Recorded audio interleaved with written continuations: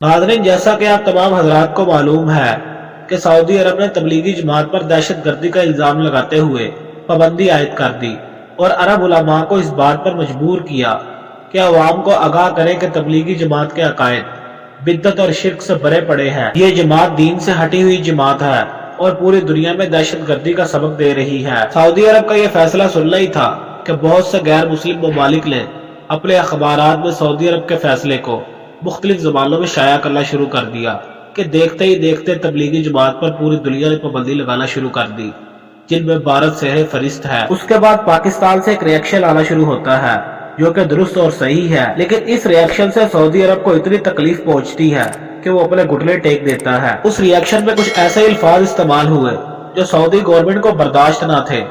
پاکستان میں یہ ٹرینڈ چلا کہ آل سعود گستاخ رسول ہے، ان کی حکومت دجالی حکومت ہے۔ اس حکومت نے پاک سرزمین کو گندی سرزمین بنا دیا، انبیاء کی زمین کو ایکٹرز کی زمین بنا دیا۔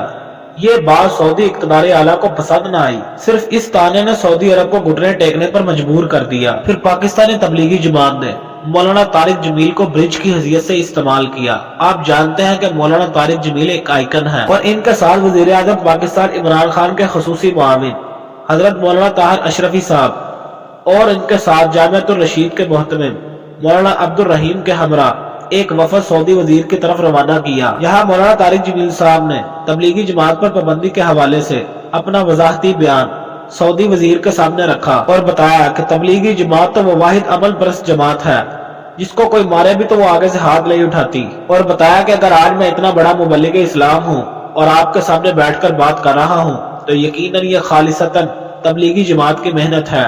مولانا طارق جمیل صاحب کے انداز گفتگو اور نرم لہجے سے سعودی وزیر بڑا متاثر ہوا اور کہنے لگا کہ میں آپ کا یہ پیغام سعودی اقتداروں تک ضرور پہنچاؤں گا۔ ناظرین، آپ کو یہ بھی بتاتے چلے کہ رجب طیب اردگان نے لیرا کرنسی کو ڈالر کے مقابلے میں مزید مضبوط کرنے کے لیے احکامات جاری کر دیے، جس کے بعد ترکی پر مزید سازشیں ہونے لگی۔ جو لیرا مضبوط ہوتا چلا جائے گا ویسے ہی دجالی حکومتیں ڈون ہوتی جائیں گی، اور رجب طیب اردگان نے سعودی عرب کے خلاف آواز اٹھائی کہ وہ پاک سرزمین کو اپنے مفاد کے لیے استعمال مت کرے۔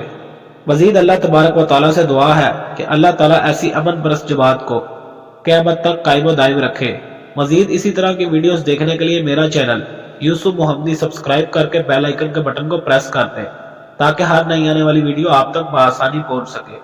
ملتے ہیں پھر اگلی ویڈیو میں، تب تک کے لیے اللہ حافظ۔